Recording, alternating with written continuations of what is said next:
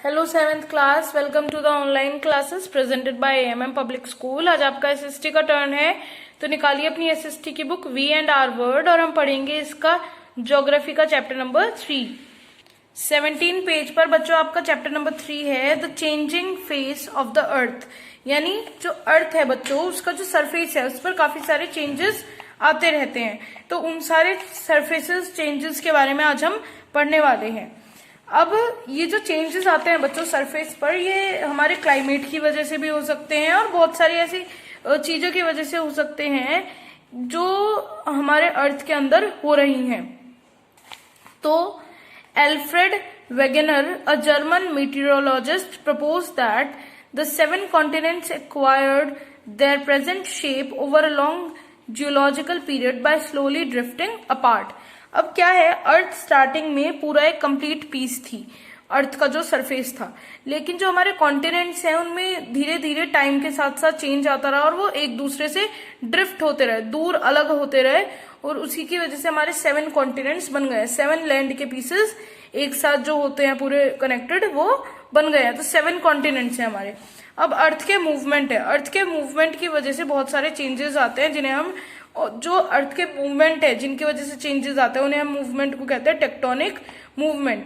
ये जो मूवमेंट होते हैं ये काफी सारे चेंजेस लाते हैं। जो मूवमेंट होते हैं वो 2 तरीके हो सकते हैं, हॉरिजॉन्टल मूवमेंट या फिर वर्टिकल मूवमेंट।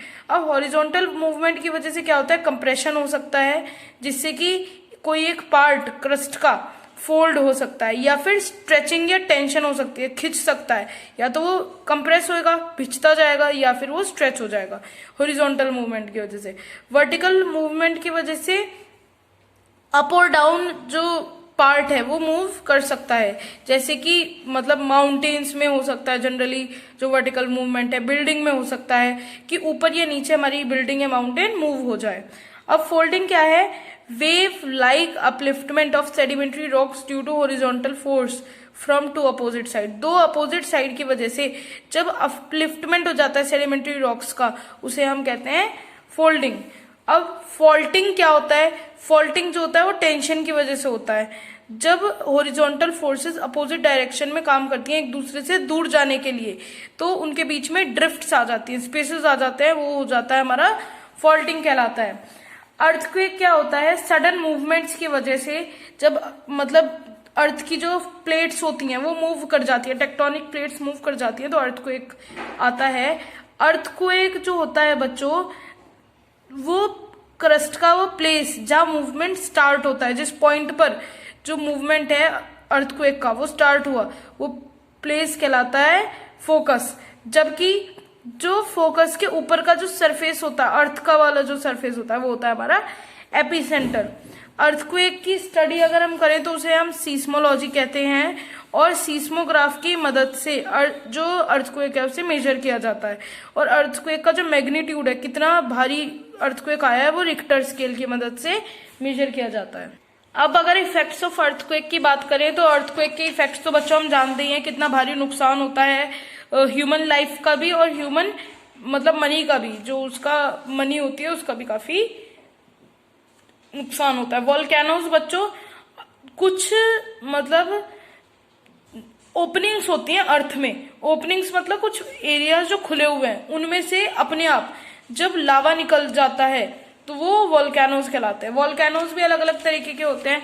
एक्टिव वोल्केनोज जिसमें कि कंटिन्यूअस वोल्केनिक एक्टिविटीज चलती रहती है और कभी भी जो इरप्शन है उसमें यानी लावा का निकलना वो हो सकता है। डोरमेंट वोल्केनो वो होती है जो काफी लंबे टाइम तक मतलब इरप्ट नहीं करी है, उसमें से कुछ निकला नहीं है, लेकिन किसी भी टाइम पता नहीं है कब वो इरप्ट कर जाए। और एक्सटिंक्ट वोल्केनो होती है जिसमें कि रिकॉर्ड नहीं है हमारे पास कोई इरप्शन का कि वहां पर कभी इरप्शन हुआ है, और ना ही प्रोबेबिलिटी है कि फ्यूचर में कभी इरप्शन होगा उसमें, तो वो एक्सटिंक्ट वोल्केनो कहलाती है। अब बच्चों इसके हम क्वेश्चन आंसर्स मार्क करेंगे।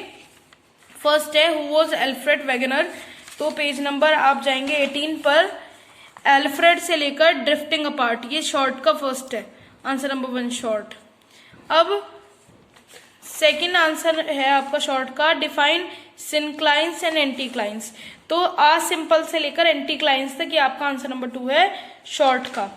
थर्ड है आपका how do we measure an earthquake, तो एन अर्थक्वेक से लेकर लिखेंगे आप और लिखेंगे रिक्टर स्केल। आंसर नंबर 3 है शॉर्ट का।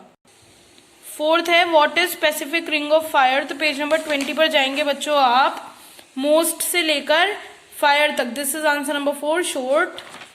नेक्स्ट है define active and dormant volcanoes, तो पेज नंबर 21 पर जाएंगे, एक्टिव हेडिंग डालकर एक्टिव वोल्केनोज में एक्टिव से लेकर वोल्केनोज तक लिखेंगे। Answer number 5 short. और डोरमेंट डालकर डोरमेंट में वोल्केनोज तक लिखेंगे। ये भी आंसर नंबर 5 शॉर्ट। अब लॉन्ग व्हाट आर वोल्केनोज, तो पेज नंबर 20 पर जाएंगे बच्चों, नेचुरल से वोल्केनो तक लिखेंगे। आंसर नंबर 1 लॉन्ग है आपका। सेकंड है व्हाट इज फॉल्टिंग, तो पेज नंबर 18 पर जाएंगे, फॉल्टिंग से लेकर अर्थ क्रस्ट तक लिखेंगे। आंसर नंबर 2 लॉन्ग है। What is an earthquake, how is it caused, तो पेज नंबर 19 पर जाएंगे, एन अर्थक्वेक से लेकर आप लिखेंगे बच्चों ये this is called an earthquake तक। ये आपका आंसर नंबर 3 है लॉन्ग का। नेक्स्ट है state some effects of earthquake, तो पेज नंबर 19 से शुरू करेंगे, वायलेंट अर्थक्वेक से लेकर आप लिखेंगे एटसेट्रा तक। This is answer number 4 long. और फिफ्थ है classify volcanoes on the basis of frequency of eruption, give suitable examples. Page number 21 पर लिखेंगे आप, डिपेंडिंग से स्टार्ट करेंगे, फिर एक्सटेंट तक लिखेंगे, फिर एक्टिव वोल्केनोज डालकर पूरा लिखेंगे, डोरमेंट वोल्केनोज डालकर पूरा लिखेंगे और एक्सटेंट वोल्केनोज डालकर पूरा लिखेंगे।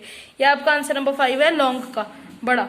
अब बच्चों इसके बाद आपको डिस्टिंग्विश बिटवीन भी करने हैं। हमने आपको पहले भी बताया था, डिस्टिंग्विश बिटवीन करने के लिए आप क्या करेंगे, पेज के बीच में लाइन खींचेंगे और एक तरफ लिखेंगे। सपोज आपको फोल्डिंग में करना है तो यहाँ फोल्डिंग लिखेंगे आप और यहाँ लिखेंगे फॉल्टिंग, और जो भी आपको लिखवाया जाएगा फिर लिखेंगे आप फोल्डिंग का फोल्डिंग में, फॉल्टिंग का फोल्डिंग में। तो ये आपका हो जाता है डिस्टिंग्विश बिटवीन। तो सबसे फर्स्ट है आपका फोल्डिंग और फोल्डिंग में। तो फोल्डिंग में फोल्डिंग पेज नंबर 18 से लेकर फोल्डिंग से लेकर साइड्स तक ही डिस्टिंग्विश बिटवीन 1 फोल्डिंग का, और फॉल्टिंग का जो पूरा है आंसर नंबर 2 लॉन्ग भी है जो, वही डिस्टिंग्विश बिटवीन फर्स्ट है आपका। सेकंड है एपिसेंटर और फोकस, तो पेज नंबर 19 पर जाएंगे आप, दा से लेकर फोकस तक, बस एक ही लाइन, दा से फोकस तक डिस्टिंग्विश बिटवीन 2 है। उसके बाद दा से लेकर एपिसेंटर तक, ये भी डिस्टिंग्विश बिटवीन 2 है, दोनों की definition. Vertical and horizontal movement, तो पेज नंबर इसके लिए जाएंगे आप पेज नंबर 18 पर। सबसे पहले आप हॉरिजॉन्टल मूवमेंट से लेकर लिखेंगे क्रस्ट तक, ये आपका हॉरिजॉन्टल मूवमेंट का हो गया, और वर्टिकल से लेकर माउंटेन तक, ये डिस्टिंग्विश बिटवीन 3 हो गया आपका। डिस्टिंग्विश बिटवीन फोर्थ है लावा एंड मैग्मा, इसे आप कट कर देंगे। तो बच्चों आपका चैप्टर यहीं फिनिश होता है। मिलते हैं नेक्स्ट वीडियो में नेक्स्ट चैप्टर के साथ। Thank you.